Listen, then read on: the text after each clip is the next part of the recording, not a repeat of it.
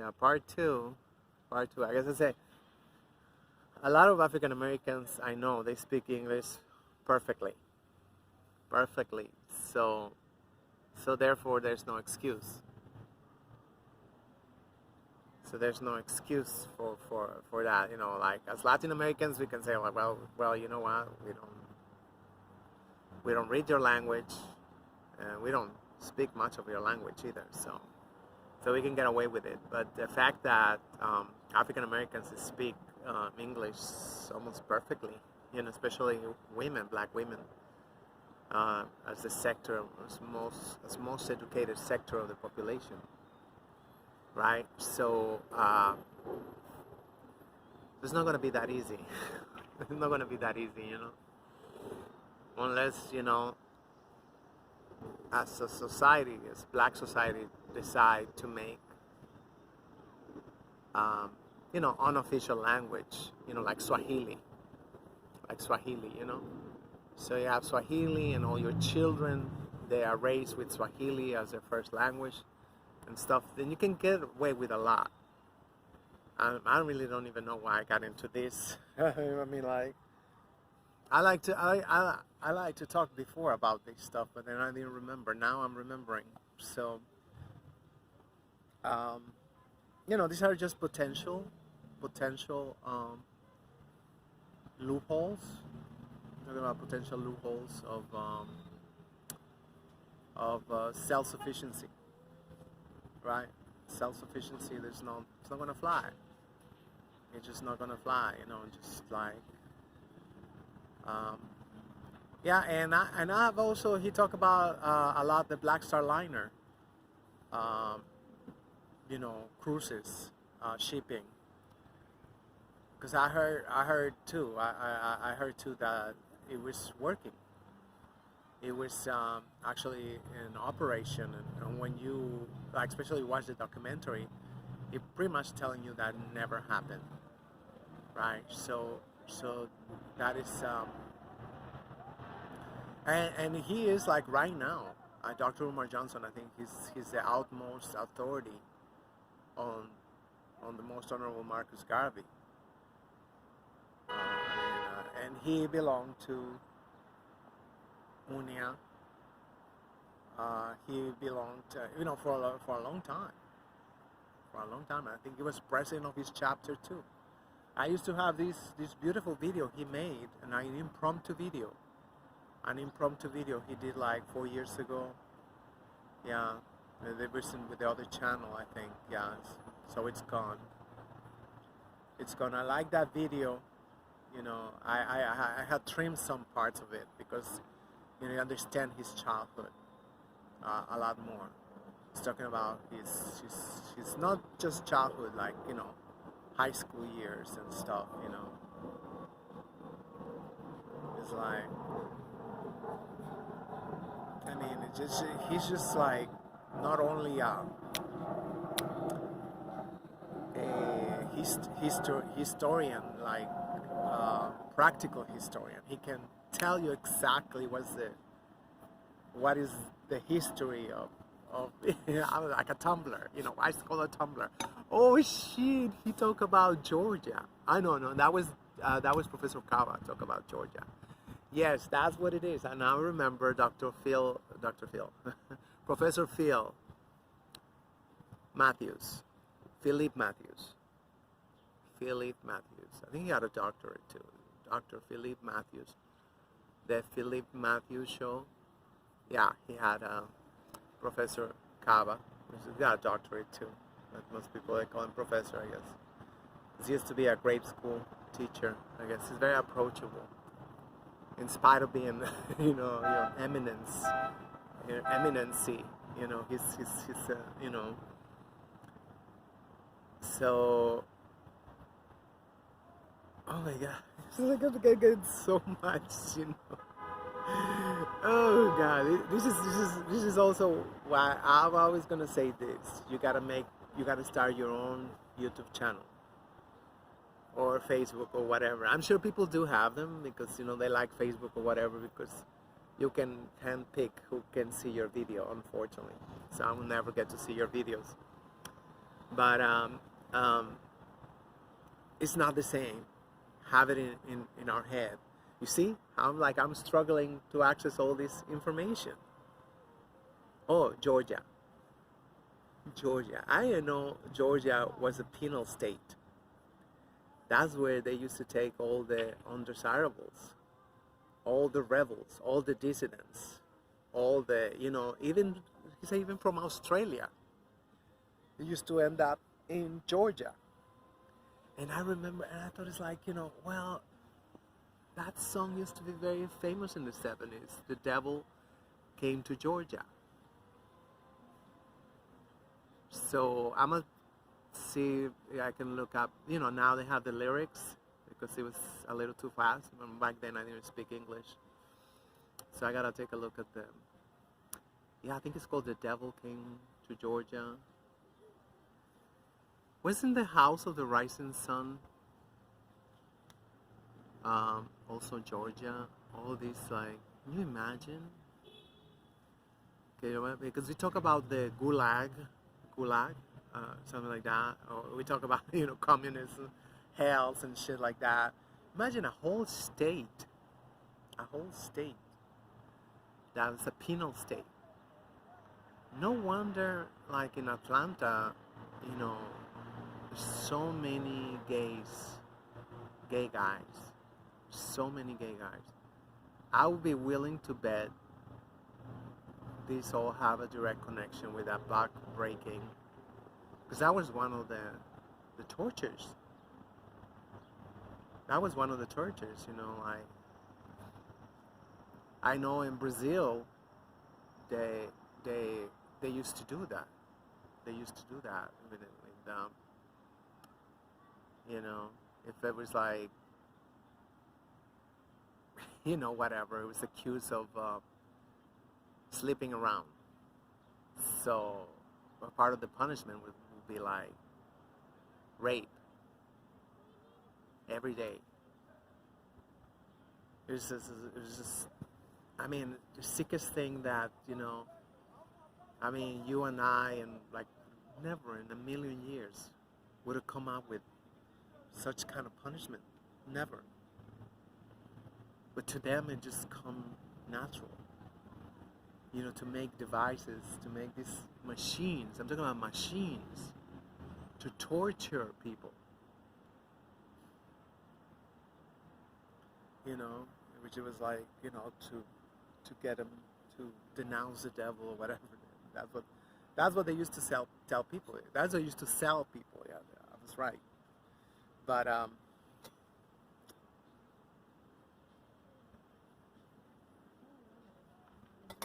still hot. It's just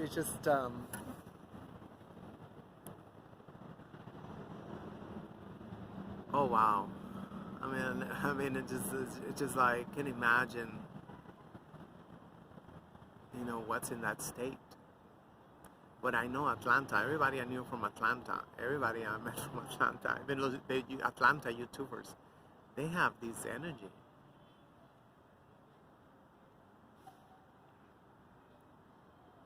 Everybody. I remember.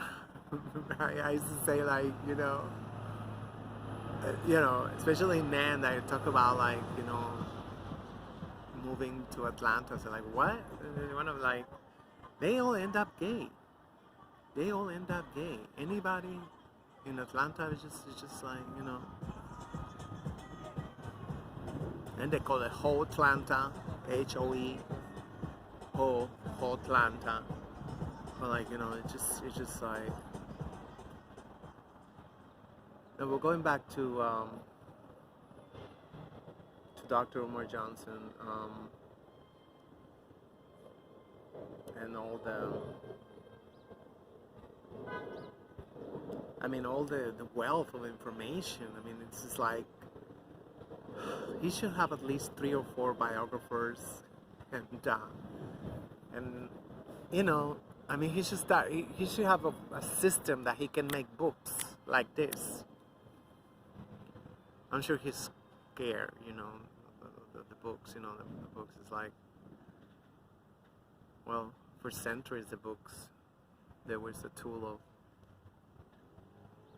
you know, criminalization and whatnot. So, yes. Yeah. And how do you how you say that it wasn't true if it's a book, right? Nowadays it's like, you know, people looking for more impermanent ways to express themselves.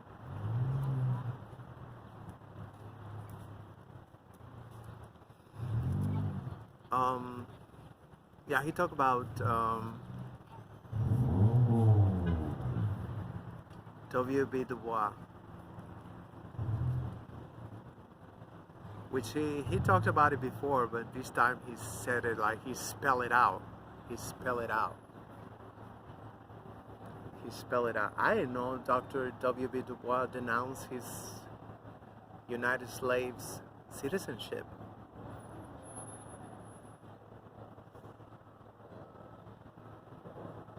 It is like this happened every day. This happened every day with I would say like even with poor whites.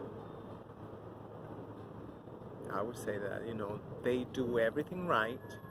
They like study whatever, you know, they are very, very pale. Nobody can even tell, and you know, they get their degrees, they get everything, and you know, they're so stupid they realize that there's such thing as a glass ceiling, and that is actually bulletproof. It's bulletproof glass. So I actually have one of the books because he had a biography. He had many biographies, W.B. Du Bois. And I only read like bits and pieces, and it was just fascinating, you know. It's all contextualization. It's not. I'm not a big fan of Dr. W.B. Du Bois, but that's just what's happening right now, you know. What's happening right now? Everything people do is just like, you know, oh, how is this for my career? How is this for me? Like they'll say, oh, I gotta get my coins. I gotta get my coins. I'm gonna get my coins, and I don't know about the coins. And it's like, it's just chasing, but that's ridiculous because, you know, some of them are like even straight up artists. I was like, artists and chasing paper go together. I don't know. I don't know. I'm just like, I always wonder, you know, it's like, that's why I'm so turned off by art. I really don't even give a damn about art because I know it's just like, nowadays, you know, well, that's me. I keep it on the eye. I can see that just like, with everything they do, is just like, is it trending? Is it like gonna be appeasing, you know, pleasing to the museums? It's gonna be you know, they got so much, you know, that I doubt that is there any real art left, you know. I know I'm exaggerating because, you know, I myself, I have been impressed by art a couple of times. Like I say, I'm not chasing it or anything, but, you know, every now and then it's like, yeah, shit leave me speechless, yeah. So I know there's such thing as art, but it's like the moment you try to conceptualize it, it's just, to me, it's just like, I don't know what that is, you know, because I don't know. I'm just gonna get off that subject, but you know, it is just sad that imagine that more than 100 years and we see the same problem. We see how many people they just don't see on television networks. You know, just faking it, like a Joyanne Reed, like, you know, like, oh, this is like, she knows she's never gonna like have her own show like everybody else. So she's just right there. She continued to go to work every day, but even when she know that she plateaued a long time ago, you know, which, I mean, for me, it's like, whatever, you know, I mean, just imagine, just to reach how many people every day in 1 minute. Can you imagine that? So I could not be doing what they do because you know, just kind of like, what a waste. What a waste. You know, this is why also, you know, I believe in quality, not quantities. I was watching another lecture of a professor I barely ever watched, so I don't really know his name. I think it's Brother Ron. And he was making perfect sense. You know, I was just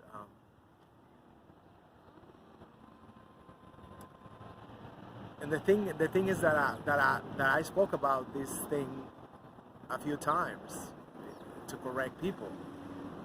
Say, you know, unity is just, come on, unity. And that's what he was saying. You know, it's not about unity. It is not about unity, and that's what make a lot of people feel hopeless. Because they say, when are we gonna get unity? When are we gonna be like united enough to get to, you know, at least some relief, right? But it's not. I mean, I always used to say, well, it's like, talk about, we can focus on some of the points of unity, you know, see what we got, what points of unity we got. And then you look at those points of unity and how important are to you. You know, they should be right there, right? They should be at the top of your priority. So, and then you should explain to me why it's at the top of your priority, you know, as a different community, as a different leader, whatever. Leader. Say leader. Oh my God, this language is just... So that is what, you know, that we should be more concerned about. You know, how can I help,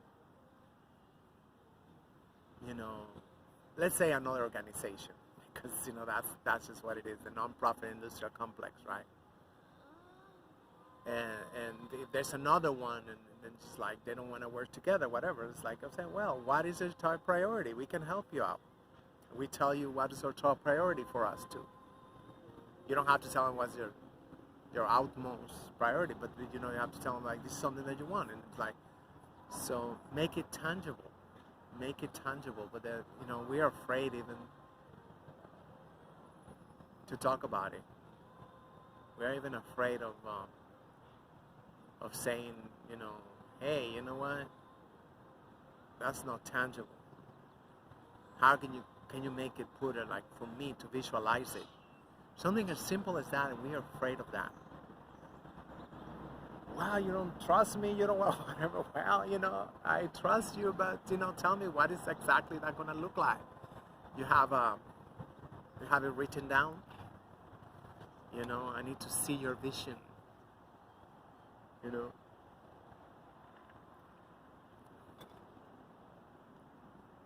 You know, and so I've been watching a lot of people. I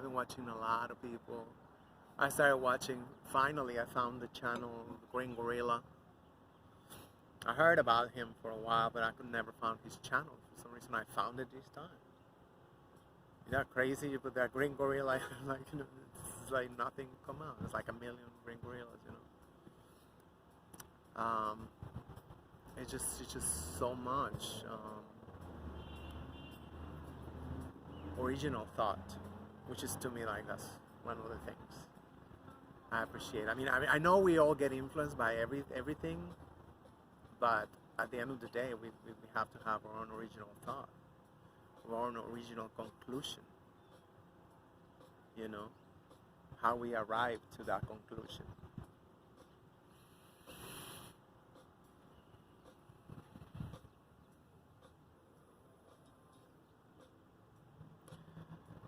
And yet still I haven't started reading yet, so that's kind of like, that's what I asked at the Great Conjunction, December 21st, 2020. I need to read, and I need to read and reading comprehension. I need to start doing that. Okay. I gotta watch tutorials. Look how much time I have wasted. If I had done that, 20 years ago, 30 years ago, well, there was no YouTube back then, I know there's been like kind of books and audio books.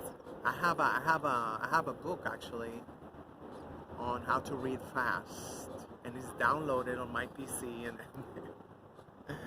and it's just so scary to me. Like, it's just because it's just like I read, and like, then I like, it seems like I don't understand. How is it that they actually improve their reading by reading a book? I don't know. Yeah, but that's my new paradigm. I'm a reader. I'm a book reader. I'm a bookworm. I'm a bookworm. That's me. That is me. Because the books that I just got and the books that I have, that they're still piling up. Now I have 20 books waiting to be read. Just I don't know. I really wish that osmosis was a thing, when it comes to learning. And who knows, maybe it is. Maybe it is. Osmosis like, it's just the crackers they don't tell you, like, it's like we have to question everything. We have to question everything because unfortunately they have tampered with everything. Even if it's just a little bit, but they have, they put in the curriculum, right? In every school, or in every other school, practically. Universities, I mean, like, going back to the thing, that this thing has been a constant coming back to the mind. There's got to be more to life than this, and to find out all this drama, all this shit, all this. It's like, if I hadn't lived in those days, I knew people was way more informed with less.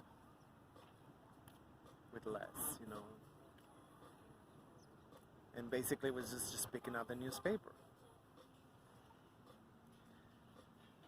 So now we lost that because newspapers no longer have the amount of cash to retain those kind of writers, right? I'm telling you, there's no such thing as people like, I guess they do it because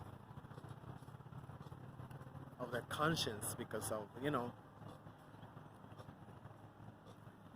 everybody got, and I get it, especially if you have children, I guess I get it. That's another different, I'm not going to be like, but it's like, I know even people that don't have children, and they still, like, constantly, like, whatever, instead of going about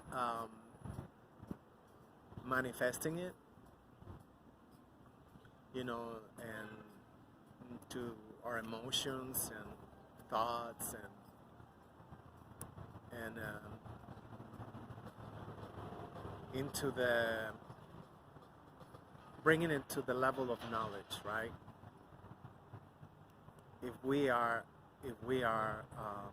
everything is everything. If everything is everything, and also, most importantly, we have noticed many times how it's not given, the way they've told us, they've told us. Even 2 plus 2, shit, in another universe might be equal to 5. So it is not etched in stone like a lot of stuff that the Europeans they have made us, you know. It's like, I mean, there's like right now, there's tons of scientists questioning gravity. Did you know that? And they have really good cases, as good as, you know, I seen some people I respect a lot, and they are fucking with those theories instead of this has not been proven, the theory of density, you know, which, I mean, but it make a lot of more sense, right? Something is dense, and according to that density, the atoms, they're like, boom, whatever. I don't know. It's like, I never really read much about it. It's just that, you know, I have heard, like I say, people I respect a lot, and talking about that. And I grew up saying, you know, it's the law of gravity. The law of gravity. It is the law. And it turned out it was not a law, because, you know, even the crackers are saying don't add up. Gravity don't add up. And then, but they don't want to let it go, because then, you know, we're supposed to be spinning, right, in order to create the centrifuge. Supposedly that's what created the magnetism. Supposedly. All this shit is like, you see how many, you're just in these last 10 minutes, you know, we're in front of a humongous piece of cheese, you know. It's like, imagine, you know, one of their cheeses they sell, you know, Gruyere, que está todo grullido. You know, that cheese with so many holes, that's their freaking matrix right now. It got so many holes that, you know, it's just like, shouldn't we go back to square one and back to the drawing boards and start from scratch again? The evolution is a hoax. You know, I mean, yeah, there might be, you know, of course, adapting something, you know, like, you know, we adapt to nature, right? Just the way the Europeans, they adapted by having the nose very close. Which is a mystery how they breathe. And you got to remember, you know, if you don't receive enough oxygen, you get more prone to panic attacks, because you don't have enough oxygen reaching down the lungs, and automatically, we know this is like the whole aversion mode get activated, right? There's got to be something. There's got to be something. When there's not enough oxygen in our lungs to go to our brain, then the brain saying, well, it's a state of emergency. It got to be a state of emergency, because I'm not getting oxygen over here. I'm not getting oxygen. And that's when, you know, the fight or flight or play dead start like becoming a tendency. Right? But it's not. It's just. But then you got to remember, they come from the ice. They come from the ice, like Professor Cava say. You know, it just, their story always gonna end up in ice. They wanna go back, they end up in ice. You know, black people, they go back. You know, all the way to the beginning, the original men and women. You know, they say, you know, the first frequency, you know, the first story. And the Europeans, they have a second story that culminates with the Caucasoid Mountains, you know, tons and tons of piles of human remains, and you know, the whole thing, you know, they make it into cartoons even, but it's not funny. You know, the Flintstones and all this stuff, but that's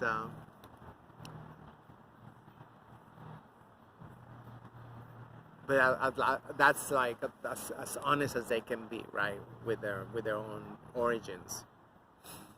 But like I say, you know, even evolution is not. I mean, like, yeah, they got their nose like so close. 'Cause if you live in the cold, you don't want to be doing that, or even opening your mouth and inhale. Imagine 60 degrees below. Automatically, if you open your mouth like that, I guess your organs start to freeze, right? 60 degrees below zero. So,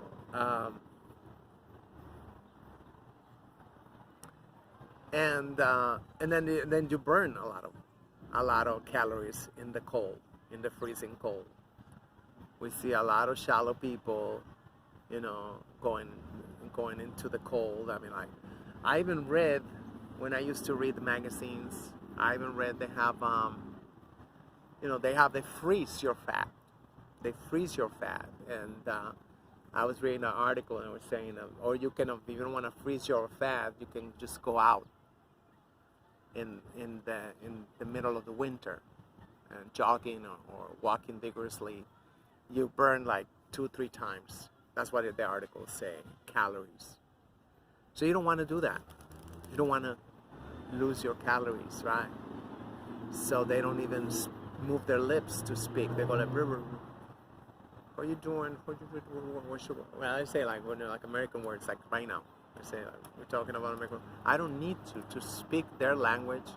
I don't need to speak mine, to open my mouth too much. That's why you see they talk like this, not very expressive, not very, like, you know.